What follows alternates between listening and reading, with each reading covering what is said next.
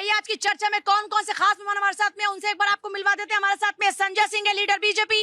राजेश यादव कांग्रेस के spokes person है। हाजी नाजिम जल्दी ज्वाइन कर रहे हैं। फाजिल अहमद हमारे साथ में, मुस्लिम स्कॉलर जल्दी होंगे। एहसान अब्बासी हमारे साथ में, मुस्लिम स्कॉलर हैं। स्वामी उपमन्यु महाराज हमारे साथ हिंदू धर्म गुरु हैं। मोनिका शर्मा सोशल एक्टिविस्ट हैं। गिरीश मिश्रा हिंदू धर्म गुरु हैं। आचार्य मदन हमारे साथ में राष्ट्रीय अध्यक्ष हैं विश्व हिंदू पीठ के।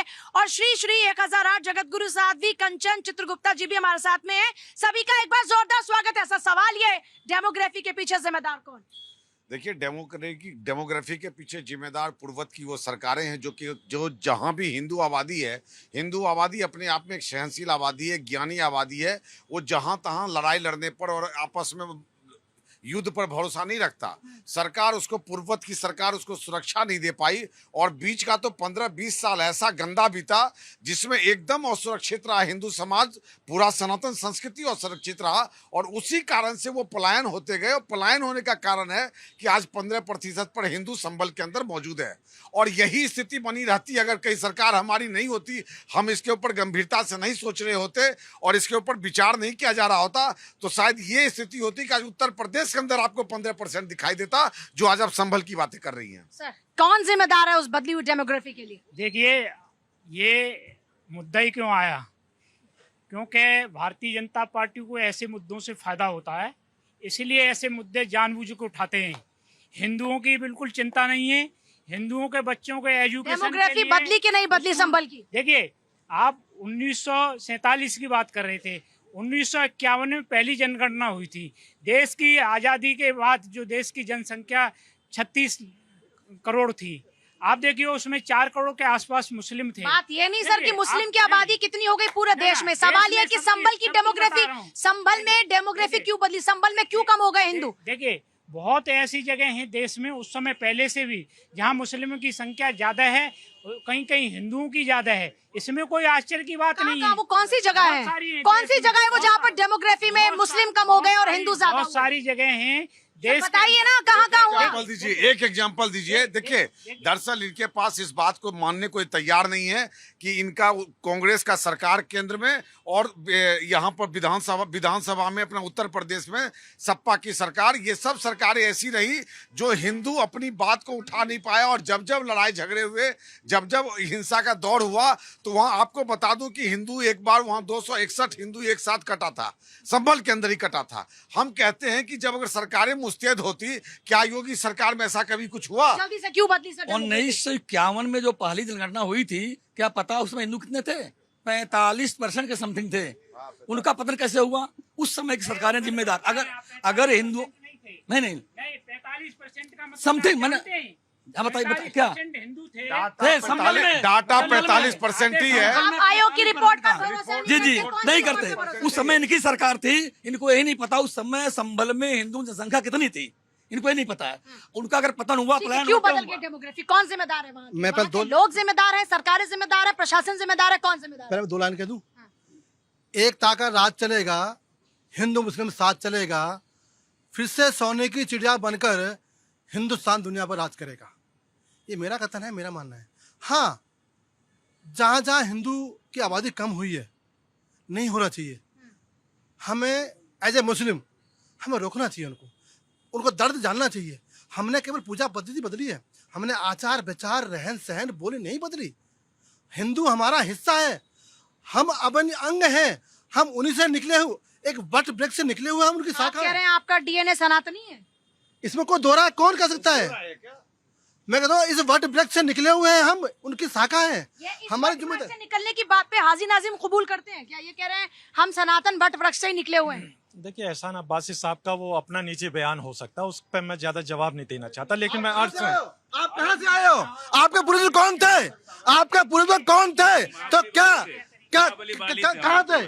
बात ठीक है, बोला फिर तो फिर ठीक है, तो ठीक है फिर मुसलमान हुए। बस ठीक है ना। फिर हम लोग को बहुत मारते थे, गोबर फेंकवाते थे, हमारा हाथ काट लेते थे, हमारे थूक की हाडी हमसे चटवाते थे, झाड़ू बजवाते थे, गोबर फेंकवाते थे। इसलिए हम लोग इस्लाम में चले गए।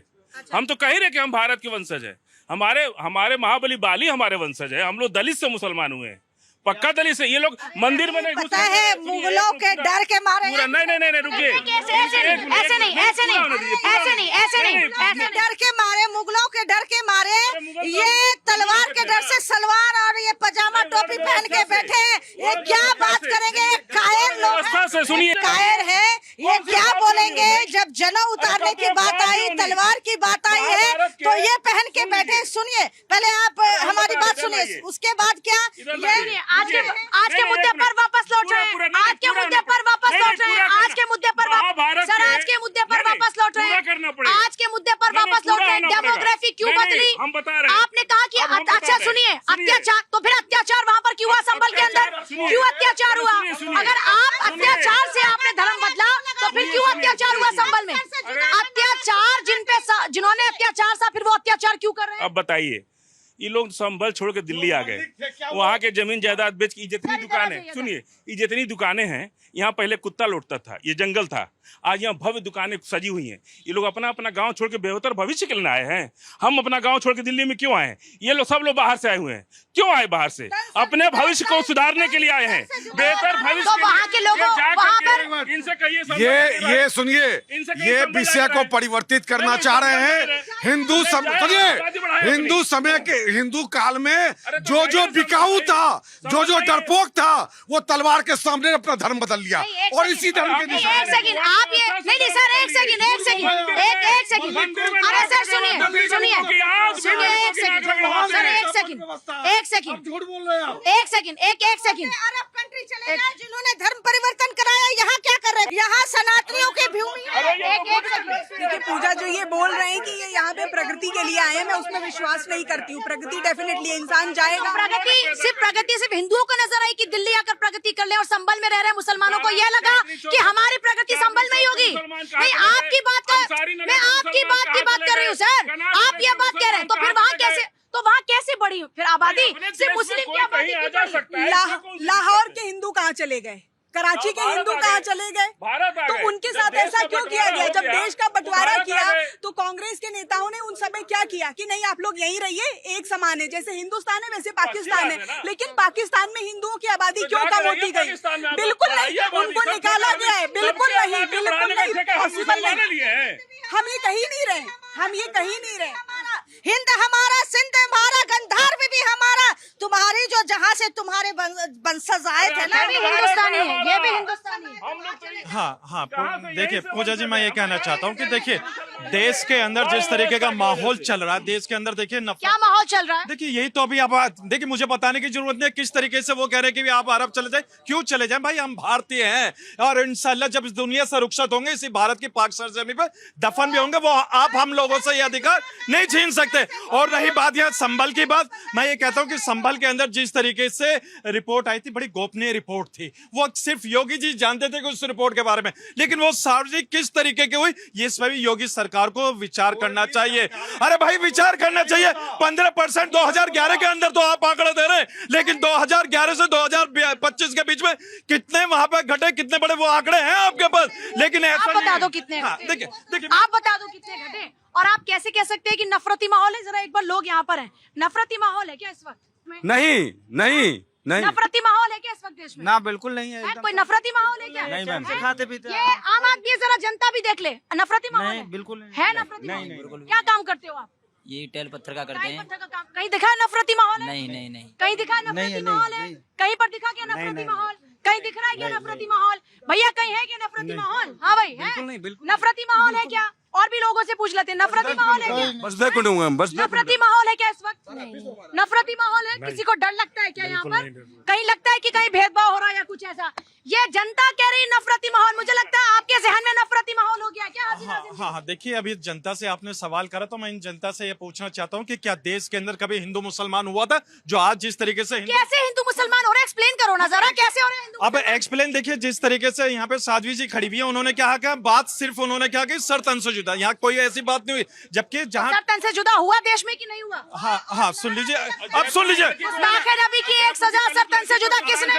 अब सुन लीजिए, मैं फिर अगर वो कहूंगा तो फिर यहाँ पे हिंदू मुस्लिम वाली बात, सर तन से जुदा की बात हुई कि नहीं हुई? धार्मिक नारे लगा के निहत्ते मुसलमानों की मोबिलिजिंग भी हो जाती है, निहत्ते मुसलमानों की मोबिलिजिंग भी होती है। एक तरफा बात क्यों करते हैं? एक तरफा नहीं, मैं तो ये कहता हूँ एक तरफा बात क्यों करते चाहते हैं? अखलाक का भी जिक्र होना चाहिए, अकबर का भी जिक्र होना चाहिए, रहबर का भी जिक्र होना चाहिए, जुनैद नासिर का भी जिक्र भगवान होना राम का भी चाहिए। जिक्र होना चाहिए हाँ, कि देखिए, नहीं? देखिए- माता सीता का जिक्र, भगवान श्री कृष्ण का देखिए जिक्र होना चाहिए। देखिए राम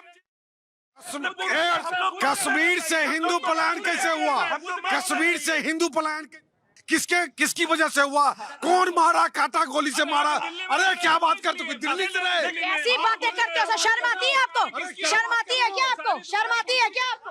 देखिए, बात है संभल की, संभल तक ही सीमित रहे। नहीं, ये तो कह रहे हैं कश्मीर के लोग मजे कर रहे हैं, यहाँ पर आकर रहना है। यही तो इन्होंने टेंटों में क्या हालत थी उनकी, कैसे वो जीवन यापन करने मालूम नहीं है। देखिए, बात समझिए, संभल में 35 में भी दंगे हुए। क्या चाहते हो आप? कश्मीर के लोग आज भी वैसे ही मरे जैसे तब मर रहे थे? क्या कैसी बातें कर रहे हैं? पहले माफी मांगिए आप। अरे किससे पहले माफी मांगिए जनता से।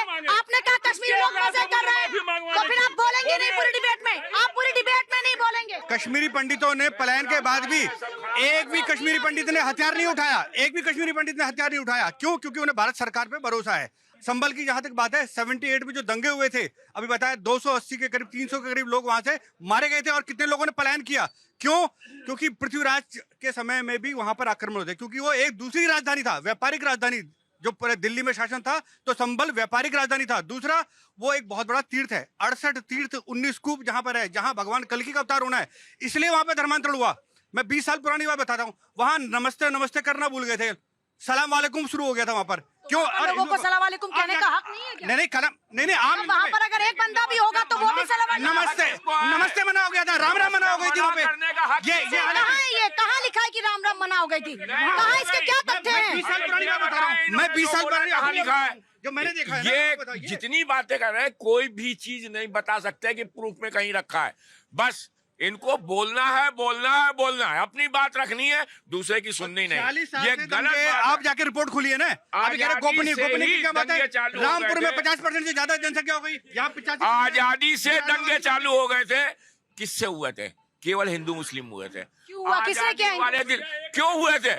हक की लड़ाई में फालतू में यही तो गद्दार पाकिस्तान को भारत नहीं समझते, वो गए केवल हैं, अपने धर्म को सब कुछ समझते। उनको देश के मुसलमान का हक नहीं है क्या भारत के ऊपर? पाकिस्तान से जो मुसलमान आए, धर्म रहे, उन्होंने तो ना रहे।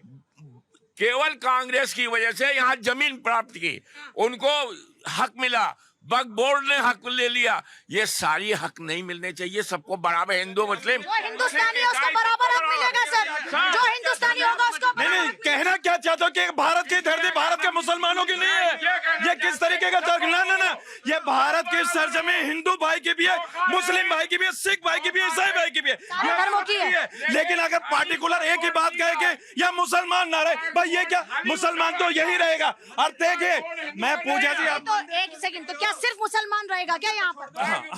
देखिए, यहाँ पे मैंने सिर्फ मुसलमान रहेगा यहाँ पे? पूजा जी मैंने कहा यहाँ पे हिंदू भी रहेगा, यहाँ सिख भी रहेगा, ईसाई भी मैं आपसे पूछ रही रहेगा, हूँ। मुस्लिम भी रहेगा। भाई ये भारत डेमोग्राफी पर बात भारत के अंदर की तो सब रहने डेमोग्राफी का के लिए कौन जिम्मेदार है? दंगों के लिए कौन जिम्मेदार है? यूपी के दंगे किसने करवाए? हाँ, देखिए, आप अगर डेमोग्राफी की बात करती है तो ये इसका सवाल का जवाब यूपी के आप दंगे सुन लीजिए। किसने कराए? देखिए, कौन जिम्मेदार है? देखिए, मुरादाबाद का दंगा किसने करवाया था? किसने करवाया? मैं बताइए ना। जब उस अरे बोलो ना, आप किसने करवाया? पूछना चाहता मुरादाबाद। अब मेरठ आप माफी मांगेंगे तब बात करेंगे। मेरठ के अंदर जो नरसंहार हुआ था मलियाना में, वो किसने कराया था? भाई और जिस तरीके से वाह सर, वाह सर, वाह सर, जो आपको, अरे सुनिए सर, आप ये देखिए, बंगाल चल रहा है, कश्मीर में चल रहा है। कश्मीर का जिम्मेदार कौन है? इतनी ब्राह्मण लोग वहाँ से पलायन कराए, वो किसके राज में हुआ? कांग्रेस के राज में हुआ, कांग्रेस के राज में हुआ। केरला किस तरह से चल रहा है?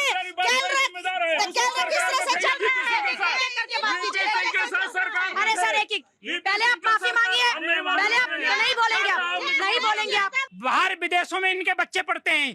आप देखिए, सरकारी स्कूल बंद कर दिए, कॉलेज बंद हो रहे हैं, स्कूलों में बच्चे जो अध्यापक ढंग के नहीं है।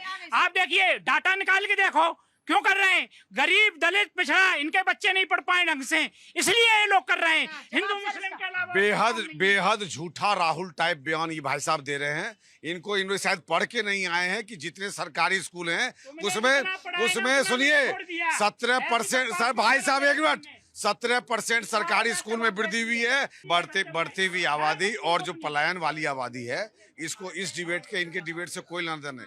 आप यकीन मानिए, जहां ये आबादी बहुमत में होती है वहां ये किसी को स्वीकार करने को तैयार नहीं होती है। और यही कारण है कि सिर्फ पलायन होता है, और दूसरा पलायन का कोई कारण नहीं है। तो आप ये कह रहे हैं कि देश का मुसलमान खतरनाक है, आप ये कहना चाह रहे हैं क्या? मुसलमान खतरनाक कौन लोग हैं है, खतरनाक? उसको गाइड करने वाले लोग खतरनाक है। कौन है गाइड आप करने सुन वाले? लीजिए, आप केरला देख लीजिए, एक मिनट, आप केरला देख लीजिए, आप कश्मीर देख लीजिए, देश के ऐसे बहुत से अंग आपको मिल जाएंगे जो इनको गाइड करने वाले मुस्लिम लोगों को हैं। वो इस तरह से गाइड करते हैं कि तुम कलम नहीं हथियार उठाओ, और जहां ये बहुमत में होते हैं वहां बाकी को भाग के जाना पड़ता है। कारण ये, छोड़ दीजिए आप तो सबका साथ सबका विकास की बात करते हैं, फिर आपका सबका साथ सबका विकास कैसे पूरा होगा? आप गाजियाबाद चले जाइए, वहाँ मसूरी डासना चले जाइए और जाके पता कीजिए कितने हिंदू पलायन किए वहां से, आप पता कर लीजिए। वहाँ बाकी जगह छोड़ दीजिए। एक ऐसा माहौल बनाया जाता है, भय का माहौल बनाया जाता है, जो हिंदू एक दो बच्चों के साथ अच्छे भविष्य को देखने की कल्पना करता है वो भागने के लिए मजबूर हो जाता है। हाँ देखिए, जिस तरीके से भाजपा के नेताजी बार बार ये कह रहे हैं पलायन की बात, देखिए 8 साल से ऊपर तो हमारी योगी जी की सरकार है, तो मैं योगी जी की सरकार से, योगी जी से कहना चाहता हूँ जो पलायन कर चुके, हाँ पलायन कर चुके हैं उनको वापसी लेकर आए। और दूसरी बात ये जो बार बार भाजपा के प्रवक्ता गाजियाबाद में डासना मसूरी की बात करते हैं, भाई इधर सुन लीजिए, वो मुस्लिम क्षेत्र है लेकिन वहां पे हिंदू भाई भी रहते हैं, हिंदू भाई सुरक्षित है मुस्लिमों के अंदर, मुस्लिम सुन लीजिए, मुस्लिम भाइयों में हिंदू भाई सुरक्षित है, लेकिन सुरक्षित कहां नहीं है? जहां आप लोगों की ऐसी सोच होती है, जहां आप लोग नफरत का माहौल पैदा करने की कोशिश करते हैं, वहां ना तो हिंदू सुरक्षित है ना मुसलमान सुरक्षित है, जबकि देश तो सुरक्षित हाथों में। भाई मैं तो सुरक्षित हूं, भारत का मुसलमान सुरक्षित है, क्योंकि हम लोगों को पता है कि देश सुरक्षित हाथों में, मुल्क के वजीर आजम माननीय मोदी जी के हाथों में देश है, तो देश सुरक्षित है। अगर देश को अगर ये कहते हैं कि कोई सुरक्षित नहीं है, तो भाजपा के नेता खुलेआम मोदी जी की इस बात की अवहेलना करते, धज्जियां उड़ाते। मैं ये कहता हूं मुल्क के वजीर आजम जी को इस बारे में संज्ञान लेना चाहिए कि उनके नेता किस तरीके के बात करते हैं देश के अंदर। मुझे बेहद खुशी हुई कि मोदी सरकार में और योगी सरकार में हमारा एक मुस्लिम भाई खुल के कह रहा है कि हम सुरक्षित हैं, और यही हमारी भाजपा की जीत है, यही जीत है मोदी सरकार की जीत है, यही योगी सरकार। लेकिन ये सच्चाई है, ये सच्चाई है, सुनिए, ये सच्चाई है कि अखिलेश की सरकार में तो डेमोग्राफी बदल गई, आप बसाएंगे अब लोगों को? बसा रहे हैं कॉलोनी संभल में जाएंगे हिंदू लोग वापस? सुनिए, कॉलोनी सिस्टम यही है, वहाँ इस तरह से गाजियाबाद के अंदर कश्मीर में भी पहुंच जाएंगे लोग 100%। कॉलोनी सिस्टम बना इसलिए गाजियाबाद इंदिरापुरम जाइए, वहाँ कॉलोनी बसा, पूरे देश का हिंदू आके बसा है, वहाँ हिंदू बसा है, मुसलमान भी बसा है, मुसलमान भी बसा, लेकिन हम बसा रहे हैं और बसाएंगे। जो ये कह रहे हैं इनका समर्थन कर रहे हैं हम। पूजा जी, सबसे पहले तो मैं जो कश्मीरी भाइयों का अपमान हुआ है मैं निंदा करता हूँ। वो हमारे भाई हैं, परिस्थिति क्या थी उस समय की, क्या कैसे अत्याचार हुआ, गर्भवती महिलाओं को पेट काटा गया, छोटी बच्चियां पता नहीं कहाँ चली गई, जवान बच्चे कहाँ चली गई, ऐसे मुद्दे पर आकर और झूठे गलत बयान देना मैं निंदा करता हूँ। उस पर क्या बोलेंगे जो यहाँ पे खड़े मुस्लिम स्कॉलर ने कश्मीरी लोगों पर जो बात? हाँ देखिए, अभी जो बात मेरे भाई ने कही है, देखिए मैं कश्मीरी भाइयों के साथ हूँ, मैं हर भारतीय अन्याय हुआ कश्मीरी पंडितों के साथ कि नहीं? हाँ सुन लीजिए, अभी देखिए 19 दंगे भी देखिए उत्तर प्रदेश के अंदर हुए। अरे सर, आप घुमाने क्यों लगते हैं? कश्मीर पे बात करो तो आप पहुंच जाते हो पाकिस्तान पर, आप कश्मीर की बात करो ना पहले। ठीक, क्या कश्मीर भारत का हिस्सा नहीं है? भारत का हिस्सा। कश्मीर पे बात कहाँ कर रहे हो आप? हाँ तो मैं कश्मीर, आप कश्मीर पे लाओ तो आप सारा गोल गोल घुमा देते हो पूरा। कश्मीर पे बात करो ना, कश्मीर में गलत हुआ कि नहीं? लापता हो गई थी वहाँ पे। हाँ देखिए, को चिल्लाया था। हाँ देखिए, गर्भवती महिलाओं का पेट काटा गया। ऐसे ही लोग थे, ऐसे ही लोग थे जो भड़का रहे थे, ऐसे ही लोग थे वो जो भड़का रहे थे। हाजी नाजिम जैसे लोग अपने हिंदू भाइयों के साथ खड़े हुए थे और कह रहे थे कि कश्मीरी पंडितों को बसाओ वापसी, जो वहां से जा चुके तो वापसी बुलाइए ना। भाई देखिए 11 साल राजनीतिक हो गए हैं क्या हाजी नाजिम जी अब आप? क्योंकि आपकी बातें राजनीतिक नजर आ रही हैं, आप गोल गोल घुमा रहे हैं। कोई अत्याचार करे तो आप उस अत्याचार में कह रहे हैं कि ऐसे लोग थे भड़काने वाले। पहले उनको बोलो तो सही कि वो गलत किया। बोलो कश्मीरी पंडितों के साथ अत्याचार हुआ कि नहीं हुआ, संभल में लोगों के साथ अत्याचार हुआ कि नहीं हुआ, बताओ हिंदू परिवारों के साथ वहाँ पर क्या हुआ? हाँ देखिए, अब मुझे थोड़ा समय दीजिए जल्दी से सर, समय आपको मैंने बहुत दे दिया लेकिन आप पॉइंट पर नहीं आ रहे। हाँ देखिए, संभल के अंदर जो घटना घटी वो भी दुखदायी है, और देखिए मुजफ्फरनगर के अंदर भी जो हुआ वो भी, मुरादाबाद के अंदर जो भी हुआ, मेरठ के अंदर वो भी हुआ, उसके साथ साथ कश्मीर के अंदर जो हमारे हिंदू भाइयों के साथ हुआ वो भी गलत है। ये कुछ नहीं कह सकते। मैं आज कहता हूँ पूरे हिंदुस्तान के कोने कोने से जहाँ पर ये भूभाग में और जहाँ पर आबादी घटने बढ़ रही है, मैं सभी से निवेदन करता हूँ, खासकर मुस्लिम समाज से निवेदन करता हूँ, हमारा पड़ोसी अगर हमारा पड़ोसी अशोक है तो हम ख्याल रखें वो क्यों परेशान है और तो अशोक को ये डर ही क्यों लगे कि अशोक रह रहा है किसी और दूसरे भाई के साथ में? बंटवारा क्यों कर रहे हैं? आम जनता जरा बताए। अंगे पॉलिटिशियन जो हमारे नेता हैं वो करवाते हैं। हाँ। हम लोग में कोई विभेद नहीं है, सबका माइंड से सबको चाहिए एजुकेशन, हाँ। सबको विकास चाहिए और कुछ नहीं चाहिए। जहर घोलने वाले लोग कौन है? बस पॉलिटिशियन है, बस वी आर कौन है जहर घोलने only वाले? taken this responsibility only politicians. No union took this responsibility. Only conflict this types of activity politician we take. Hindi बोलो मेरे भाई, ज्यादातर हमारे लोग सुनने वाले हिंदी है। ठीक है, तो ये सब का ज्यादातर कारण हमारे नेता हैं। नेता अगर चालें सिर्फ विकास एक ही होना चाहिए मुद्दा, बस एक ही विकास, एजुकेशन। कौन है भाई दंगे कराने वाले लोग?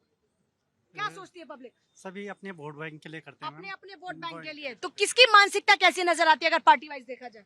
हम सब इस देश के, हमको सबको मिलके रहना चाहिए। कौन बांटने की आई एम बात कर ऑल्सो रहा है? टेल वन थिंग, एक्चुअली मैं 2014 से देख रहा हूँ। पहले कांग्रेस की सरकार थी, बट अभी मैं देख रहा हूँ अभी सबसे ज्यादा मेरा एजुकेशन कंप्लीट हुआ बीजेपी के। इन ड्यूरिंग बीजेपी मैं complete my study in masters only. So मैं अभी फॉलो करूंगा ओनली। अभी बीजेपी है तो हमारे we can say I am safe अच्छा, एंड बीजेपी है तो सेफ हो। बीजेपी है तो सेफ है। This is true, this is true. BJP है तो सेफ है और बाकी पार्टी नहीं, सब बाकी बीजेपी बाकी अनसेफ है। अब इसका क्या जवाब है सर? देखिए, अपनी अपनी सोच है। जहाँ बीजेपी की सरकार नहीं है वहाँ सेफ नहीं है। रोज यहाँ हत्याएं हो रही हैं। तो आप देखिए, सबसे ज्यादा इनकाउंटर यहाँ क्यों होते हैं? गुंडे ज्यादा हैं। गुंडे क्यों, कहाँ से पनपे? जो सरकार के पक्ष में नहीं होता है उनका इनकाउंटर होता है।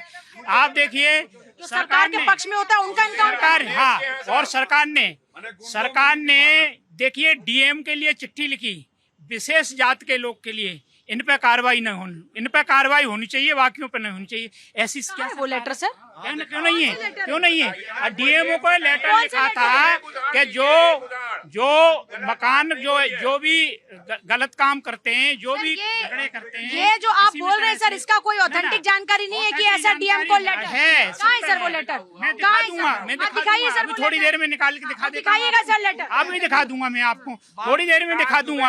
आप देखिए, जो विकास दुबे का देखिए, दुबे के सबसे पहले ज्यादा यादवों के हुए, फिर पंडितों के हुए। सर जाति में हम अपराधियों को नहीं मानते। आप देखिए, जाति नहीं है क्या है? क्राइम पर नहीं आज बात कर रहे हैं। जाति नहीं है हम क्या अभी है? आज टोटली क्राइम पर बात कितने आप डेमोग्राफी पे तो बताइए ना सर। डेमोग्राफी पे तो बताइए ना, कितने डीएम यादव हैं? सपा में क्या सिर्फ कितने ठाकुर सर यादव हैं? ये बताइए कितने ठाकुर हैं? बताइए मुझे, बताइए ना। क्यों ये भेदभाव? क्यों? जब ये भेदभाव करेंगे, पढ़ेंगे सर पहले से पढ़ेंगे तो यूं नहीं कि यही लोग बैठे हैं, यही लोग प्रचालित करते हैं। आज का विषय ये नहीं है ना सर। देखिए, सर आज का विषय ये नहीं है ना सर। आज का विषय डेमोग्राफी है। डेमोग्राफी क्यों बदली? डेमोग्राफी क्यों बदली सर? देखिए, ये पर्चे लीक क्यों होते हैं? कौन डेमोग्राफी- करवाता है? डेमोग्राफी यही लोग हैं, पर्चे लीक करवाते हैं। पर्चे लीक यही लोग करवाते हैं। अपने लोगों को पर्चे पहले से दे देते हैं और वो लोग वंचित, दलित, पिछड़े वंचित रह जाते हैं। ये वो लोग हैं।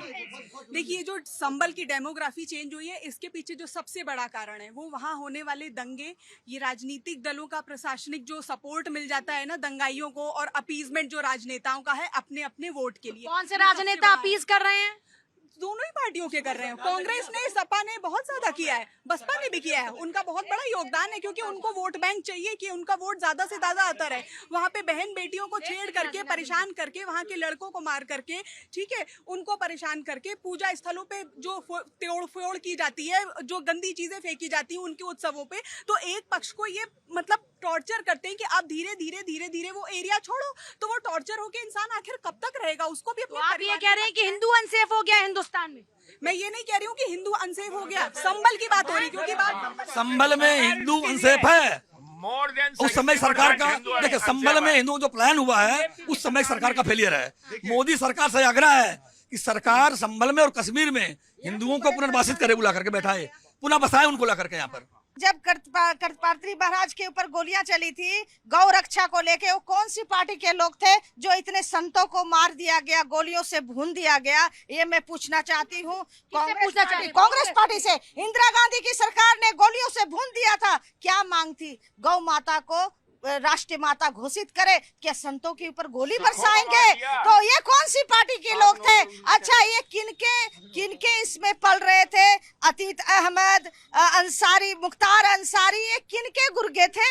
ये किनके पाले हुए लोग थे? ये बताइए ना।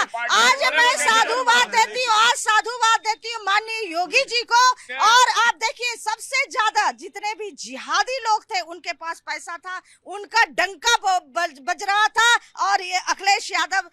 रहे थे। कौन है जिहादी लोग? ये जिहादी लोग सब, यतीत अहमद कौन था, मुख्तार अंसारी कौन थे, और कितने मैं गिनवा दूं जो सरेआम रात दिन भू माफिया। आपकी नजर में जिहादी मानसिकता क्या है? जिहादी मानसिकता, आप देखिए, जिहादी मानसिकता वो है को जो जिहाद, लब जिहाद के पीछे हमारी ब्राह्मण की बेटियों को उठाते हैं। सुनिए आप, लैंड जिहाद है, मूत्र जिहाद है, थूक जिहाद है, कितने जिहाद बता दूं। इतने गिरे हुए इंसान हैं, इनको देश से बाहर निकाला कर देना चाहिए, इनको देश से निकाल देखिए देना अभी चाहिए। जब सबको संभल के जब मंदिर पे इन्होंने कब्जा किया अवैध, और उसके प्रमाण के लिए जब एएसआई की तो इन्होंने दंगे शुरू कर दिए। अब जब 68 तीर्थ और 19 कूपों की खोज हो रही है, तो एक वहां के शंकर रस्तोगी जी, उनका बयान है कि 46 साल से मैंने पुजारी रखा था मंदिर में, शुरू में दंगों के बाद ये रहने नहीं देते थे मंदिर में, मंदिर का इसलिए ताले लगाने पड़े कि इस आबादी के बीच में हिंदुओं का रहना कितना सुरक्षित हो गया था। ये पूरा का बयान सबके सामने आया है। इसलिए देश में मुसलमान तो सुरक्षित है, परंतु मुस्लिम इलाकों में हिंदू कैसे सुरक्षित रहेगा, इस पर बताइए आप, इनसे पूछिए जरा कि हिंदू इलाकों में मुस्लिम कैसे सुरक्षित रहेगा? क्यों नहीं रहेगा? मुस्लिम इलाकों में हिंदू कैसे सुरक्षित रहेगा? 46 साल बाद मंदिर खुला है। आप मुस्लिम्स को टारगेट कर रहे हैं। संभल में ये हुआ है ना, 46 साल बाद मंदिर खुला है, क्योंकि जहाँ मुस्लिम ज्यादा है, पूरे देश की बात है, जहाँ जहाँ मुस्लिम ज्यादा है वहाँ पे देश का मुसलमान भी उतना ही हिंदुस्तानी है सर, जितना आप और हम हैं। नहीं, जितने आप और हम हैं। मानसिकता में अंतर है, हमारी की मानसिकता में अंतर है। उनकी मानसिकता खराब है, आप उनकी बात कीजिए। देश के मुसलमान को अपना नहीं, तो ये मानसिकता है ही है कि छीनो, बांटो, पृथ्वी की जमीन लो और अपना हक जामिन करो। खान सर का नाम सुना है, मुस्लिम है, इतने बच्चे को एजुकेशन दे रहे हैं। अब्दुल कलाम जी कौन थे? वो हिंदुस्तानी थे। खान सर हिंदुस्तानी, सच्चे हिंदुस्तानी हैं, जो भारत के लिए सोचते हैं। भारत बच्चे को एजुकेशन देके उनको पढ़ा लिखा रहे हैं, और बिल्कुल जीरो फीस के अनुसार उसको हिंदुस्तानी बोलेंगे, ना कि हमारे भारत भूमि में रह के लव जिहाद करा रहे हैं, उसको हम इस दायरे में नहीं लेंगे। लव जिहाद, लैंड जिहाद वाले हिंदुस्तानी नहीं है। हाँ नहीं, देखिए सबसे पहले और मैं एक बात कहना चाहता हूँ कि हम सब लोगों की एक ही पहचान है, हम सब भारतीय हैं।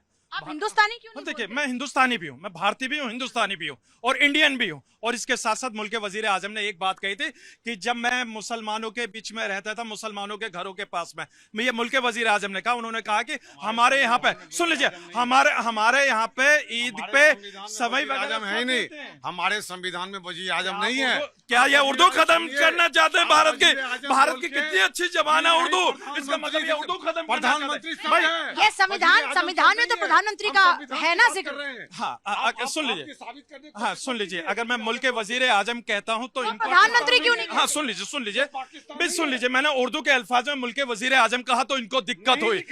भाई अगर आप संविधान की बात अगर मैं करूँ तो आप संविधान की शपथ लेते हैं, लेकिन संवैधानिक काम आप लोग नहीं करते हैं। उस बात क्या होता है संवैधानिक काम? संवैधानिक काम ये कौन सा संवैधानिक काम नहीं करते? ऐसे ही आरोप लगा के उछाल के टोपी नहीं भागना। बताओ कौन संवैधानिक इन्होंने काम नहीं किया? आप सुन लीजिए, अब देखिए जब बात यहाँ पे आएगी तो दूर तक पहुंचेगी। अभी इन्होंने क्या कहा कि भी मुसलमानों के बीच में अगर कोई हिंदू भाई रहता तो वह असुरक्षित महसूस करता है अपने आप को। अब मैं आपको बता दूं, मुल्क के वजीर आजम की बात का मैं समर्थन करता हूं, जो कहते हैं कि मैं मुसलमानों के बीच में रहता था।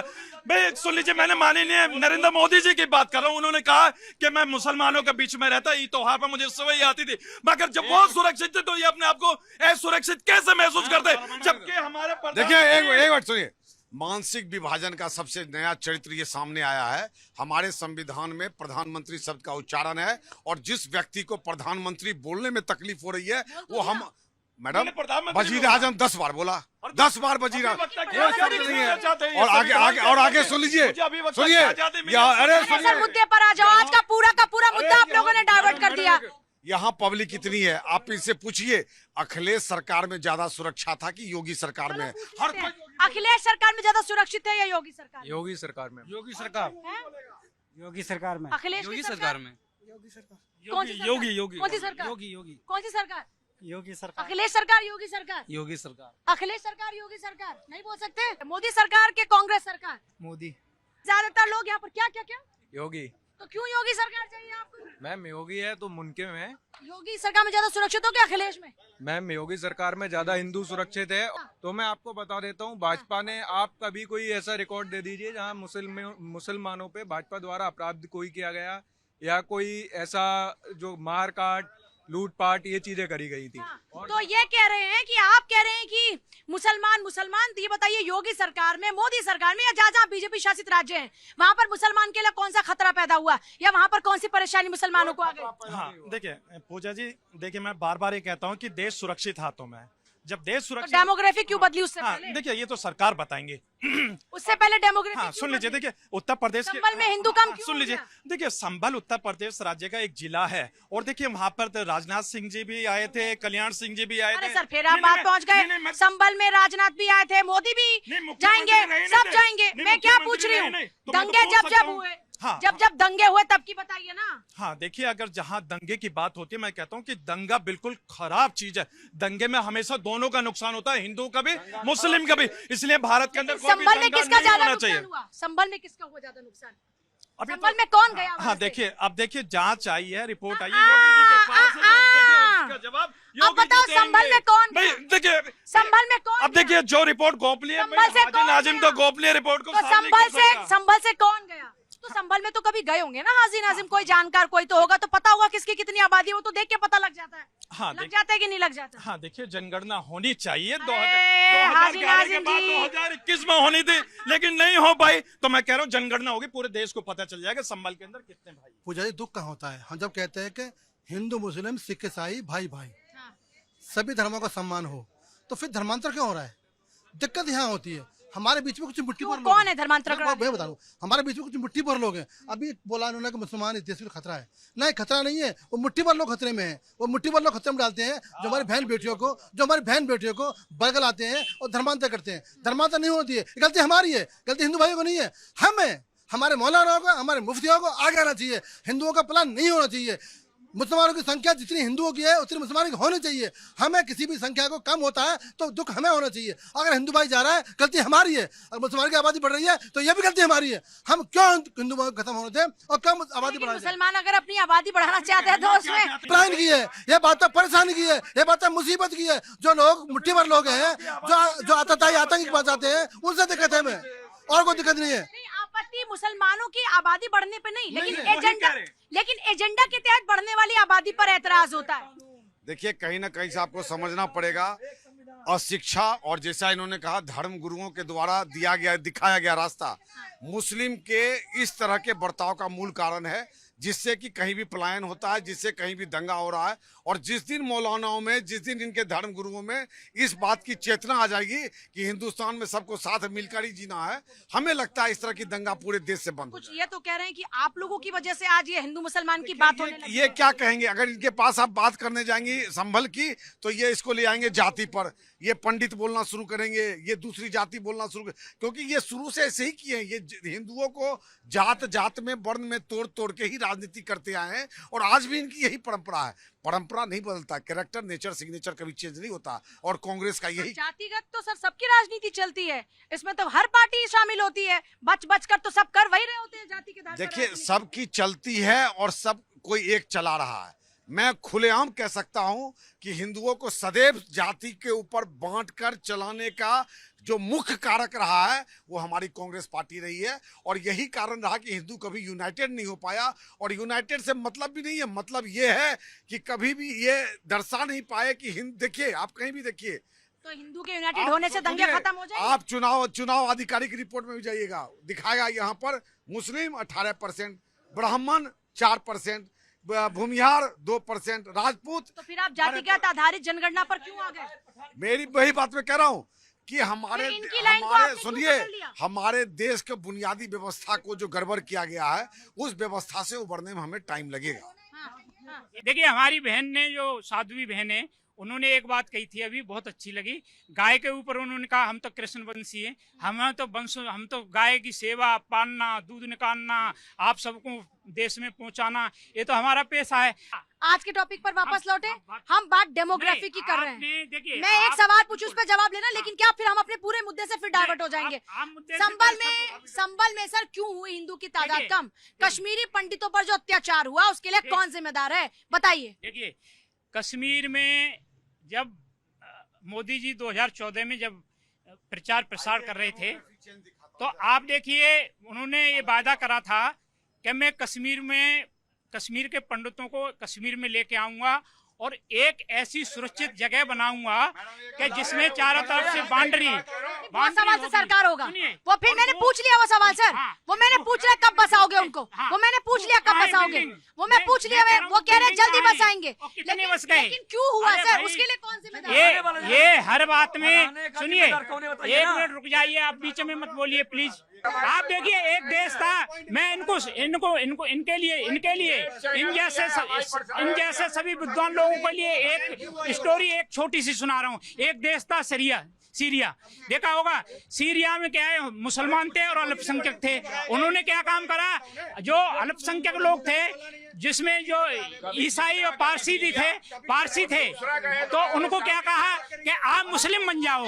आप देखिए, आप मुस्लिम बन जाइए। लेकिन यहाँ पर क्या सर, पूरा आप सर फिर पूरा सर यहाँ पर देश के मुसलमान को किसी ने कहा क्या सर? एक सेकंड, पर फिर वही सवाल आता है, देश के मुसलमान को क्या किसी ने कहा कि आप या अल्पसंख्यक होने के बावजूद क्या किसी ने कहा कि आप अपना धर्म परिवर्तन कराइए? लेकिन वो जो कलावा पहन कर आ जाते हैं, लव जिहाद वाले, वो लोग, उन पर क्यों नहीं बात करती कांग्रेस? देखिए, जो भी गलत काम करता है उसके लिए कानून है।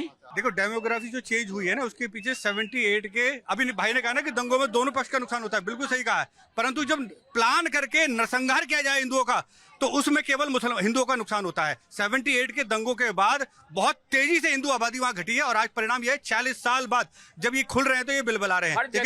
और देखिए जी, उस स्थान पर भगवान कल्कि का अवतरण होना है, इसलिए गंदगी की सफाई हो रही है। और जिन्हें सफाई हो रही है, बिल्कुल सफाई, डेमोक्रेसी के मामला आ गया ना कि कहाँ ये कैसे सफाई होगी? जो ये जो खुफिया रिपोर्ट है, इसमें कारण बताए गए हैं, और उन कारणों को समूल नाश किया जाएगा। ये योगी सरकार करेगी, आप देखना। क्या है इसके कारण जिनका समूल? अब वो खुलास होने वाला है कि बिल्कुल क्या होगा समूल नाश में। देखिए, वहाँ पे विदेशी ISI का फंड, विदेशियों का फंड वहाँ पर, और प्लान कर वहाँ संबल में विदेशियों को बसाएगा। आप सारे मुसलमानों को नहीं कह सकते उपमन्यु जी, देश के सभी मुसलमानों का आप इस तरह से नहीं, आप आवार चार ने किया, बदनाम कौन होगा? अगर 2, 4, 5 साधुओं में 2 साधु गलत हो गए तो लोग कहते हैं ये साधु खराब है सब। ये इसका क्या मतलब हुआ? इसका जवाब क्या? अगर एक साधु व्यभिचारी हो गया तो सारे साधु व्यभिचारी हुआ, क्या मतलब है? और संभल में बाकायदा सब कहते हैं मकान आप बनाइए, कब्जा तो हम कर लेंगे।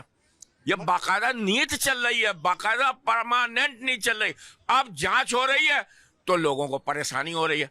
जांच हो रही है, परेशानी जितने वहां के लोग हैं, जितने मुस्लिम भाई हैं, क्यों? जितने मुस्लिम भाइयों को क्या परेशानी हो रही है? आप सारे मुस्लिम्स को क्यों टारगेट? वहीं पे जितने नेता हैं मुस्लिम, उनके कब्जे हैं, इसलिए परेशानी हो रही। लैंड जात तो ही है, हिंदुओं को भगाओ, जमीन कब्जा करो, मंदिर कब्जा करो, जब कब्जे वापस लिए मस्जिद बनाओ, यही तो लैंड जात है। मुसलमानों को न रहने दो, हिंदुओं को। आप दंगाइयों की बात करें, आप उन चुनिंदा लोगों की बात करें जो लॉ एंड ऑर्डर की सिचुएशन खराब करते हैं। अभी भाई साहब ने कहा ना, दंगाइयों की इतने यादव मारे गए, इतने ब्राह्मण।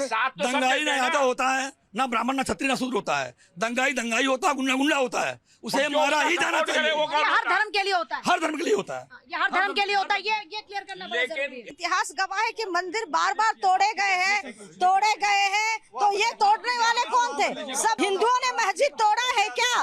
तो इस तरह के जो करेंगे, उनका जवाब हमारे योगी जी देने को तैयार है। और इस तरह के कतई सनातनी और हमारे साधु समाज बर्दाश्त नहीं करेगा। अगर मंदिर, अभी देखे होंगे आप, एक पुजारी अपना नाम बदल के कृष्ण बन के हमारे शिवालय में घुसे थे। ये क्या कारण था? कारण यही था, वहां घुस के हमारे मंदिर का पूजा पाठ का सब पैसा भी अपने बटोर लेने, इसके जरिए लव जिहाद फैलाना। ये बहरूपिये हैं जो जिहादी है, तरह तरह का रूप बदल कर, कभी नाम शिव राम रख कर, रेस्टोरेंट ये देखिए शिव भोजनालय इस तरह का रख करके उसमें थूक मूत्र, पता नहीं मल मूत्र भी मिलाकर भोजन कराते हैं। तब भी ऐसे काम ये क्यों करते हैं? इनसे पूछिए। ये कह रहे हैं कि जब किसी भी धार्मिक पुस्तक में ये लिखा ही नहीं कि आप किसी का धर्म भंग कराएं, तो फिर ये लोग कौन है? ये तो असली मुसलमान भी नहीं। हाँ पूजा जी, देखिए मैं ये कहता हूँ कि अगर कोई किसी के खाने में थूकता है या मूत्र करता, तो वो ऐसे लोग मानसिक रोगी है, उनका कोई ना कोई धर्म होता, ना कोई मजहब होता। हाँ, कलावा पहनकर, और ये छांगुर जैसे लोग जो बेटियों के लिए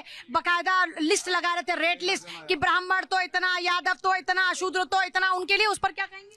हाँ देखिए, हम लोग झांगुर के खिलाफ है और हम ये चाहते हैं कि देखिए कानून है देश के अंदर, कानून के तहत झांगुर जैसे लोगों की मानसिकता आती कहाँ से? देखिए ये तो देखिए अभी कोर्ट के अंदर जाएंगे जब अब आप कोर्ट में आ जाते, कोर्ट बताएगा कि जिहादी मानसिकता कहाँ से आ रही है? बताइए, कोर्ट बताएगा कि मानसिकता। सामाजिक बहिष्कार किया, धार्मिक बहिष्कार किया, सामाजिक बहिष्कार किया, आर्थिक बहिष्कार किया, कुछ नहीं किया तो शांत है मतलब। अच्छा, फतवा भी कोई जारी नहीं किया। हाँ सुन लीजिए, हाँ सुन लीजिए, एक 30 सेकंड सिर्फ 30 सेकंड। मैं ये कहता हूँ कि ये क्या हाजी नाजिम पालते हैं क्या उनको? सुन लीजिए, देखिए देश संविधान से चलता है, फतवों से नहीं चलता। हम संविधान को मानने वाले फतवे क्यों जारी हो जाते हैं? अगर कोई मुस्लिम लड़की है, अगर वो हिंदू धर्म का कोई गाना गा दे, कोई भक्ति गीत गा दे, तो फिर उसके लिए फतवे क्यों जारी हो जाते हैं? अगर फतवा कुछ नहीं होता तो?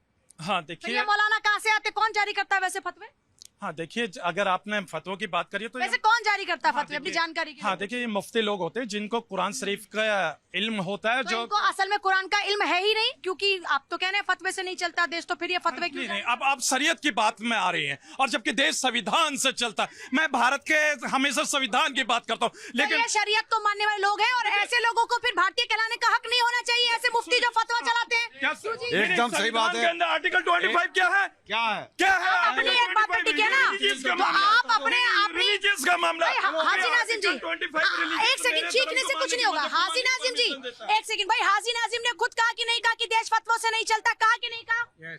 फिर अब आप अपनी धार्मिक आजादी को लेकर आ रहे हैं, अपनी एक बात पे टिको आप। मैं अभी कह रहा हूँ, देखिए मैं भारत 24 के चैनल पे कहता हूँ कि देश संविधान से चलता है, फतवों से नहीं चलता। एक बार नहीं, लाख बार कहूंगा इस बात को। जो फतवा जारी करे उन लोगों के खिलाफ हाँ सुन लीजिए, फतवे जो होते हैं मुसलमान के अपने पर्सनल मसले मसाइल को हल करने के लिए होते हैं। अगर ये कहा जाए कि भाई फला पे फतवा, मतलब अगर मान लीजिए हाजी नाजिम आज कोई राम भक्ति का गीत गा दे, तो फिर आपके खिलाफ फतवा जारी हो जाना चाहिए?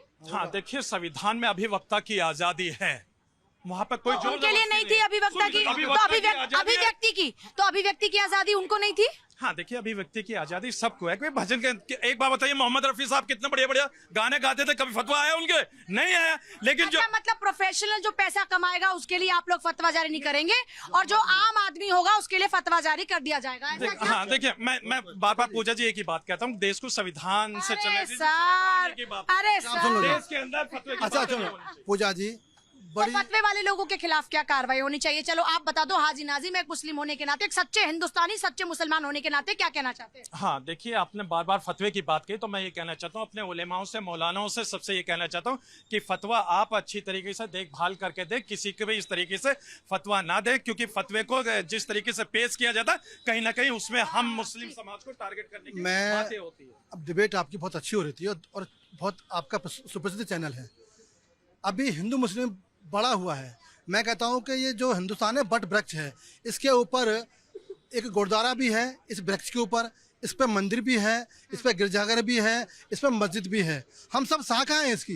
जब हम सब शाखा हैं तो हमें द्वेष व्यवहार नहीं करना चाहिए। ये हिंदुस्तान की ताकत है, और हिंदू से हम सुनो, हिंदू हमारा बड़ा भाई है, हम छोटे भाई हैं। दुनिया में एक ऐसा मुल्क हिंदुस्तान है जहाँ पर हिंदू के साथ मुसलमान सुरक्षित है, जहाँ पर मुसलमान नमाज पढ़ सकता है। सुरक्षित, जल्दी बता दो हाजी नाजिम। हाँ देखिए, जल्दी सर, इतना टाइम नहीं है। भारत के अंदर हिंदू भी सुरक्षित है, मुस्लिम भी सुरक्षित है, क्योंकि देश हिंदू के साथ मुस्लिम सुरक्षित है, दोनों सुरक्षित, हिंदू के साथ मुस्लिम। हाँ मैं तो कह रहा हूँ देश सुरक्षित है, तो मैं बोल रही हूँ हिंदुओं के साथ, हिंदू भाइयों के साथ में मुस्लिम भाई सुरक्षित है। हाँ देखिए, अब यहाँ मेरे देखिए नहीं, जल्दी बताओ ना। मैं यहाँ कितने सारे हिंदू भाई भी हैं, मैं इनके साथ बिल्कुल सुरक्षित हूँ। हो सकता है इनमें मुसलमान भी है, यहाँ मेरे हिंदू भाई भी सुरक्षित है, क्योंकि फिर कहता हूँ देश सुरक्षित है। तो मैं, क्या बात है सर, मिलकर सब हिंदू भाईचारे के लिए, मुस्लिम भाईचारे के लिए काम करेंगे ना? देखिए, हम सदैव से हिंदू मुसलमान भाईचारे की बात करते आए हैं। हम खिलाफत करते हैं उन लोगों का जो ब्रेड में थूक कर खाना परोसते हैं। हम एक सुनिए, वो आपकी बात है। हम खिलाफत करते हैं उन लोगों का जो कलावा पहनकर हिंदू बेटियों को उल्टा सीधा पढ़ाकर उससे विवाह रचाता, निकाह रचाता है, और उन मौलानों का विरोध करते हैं जो इस तरह के निकाह को करने के लिए उत्तेजित करते हैं। आप समझिए, हमारा मुसलमान कह रहे हैं मौलाना ऐसा करते हैं। एग्जैक्टली, मौलाना ऐसा करते हैं। देखिए, मेरे मजहब है इस्लाम के अंदर किसी का भी जबरन धर्म परिवर्तन नहीं है, और जो इस तरीके तो ऐसा करने वालों को, हाँ देखिए, और जो ऐसा करते हैं तो उसके लिए देश का कानून है, कानून देश का मुसलमान एकजुट हो जाएगा उनके खिलाफ। बिल्कुल एक से एकजुट है मुसलमान। हिंदुओं के खिलाफ जब कोई अपराध करेगा ऐसा, तो फिर एकजुट हो जाएंगे सब लोग। देखिए, मैं सब अपने भारतीयों के साथ एकजुट। सब आप पहले अपना बताइए, एकजुट हो जाएंगे? अगर देश का सारा मुसलमान हिंदू के खिलाफ अगर अपराध हो तो एकजुट हो जाएगा कि नहीं? जल्दी हाँ बताओ। हाँ बिल्कुल हिंदू भाइयों के साथ अब ऐसी सेम हिंदू, सारे हिंदू इकट्ठे हो जाएंगे ना मुस्लिम के खिलाफ में अगर कोई भी विरोध होता है तो? नहीं हो तो इकट्ठे होंगे, अगर सही है होना चाहिए, उसका साथ देंगे। अब धीमे अगर धीमे। मुसलमान गलत है, गलत कर रहा है तो उसका विरोध तो वो तो करेंगे। गलत सर, फिर हिंदू मुस्लिम दोनों हो सकता है। खैर चलिए, आज जनता की आवाज में इतना ही, खबरों का सिलसिला लगातार जारी है।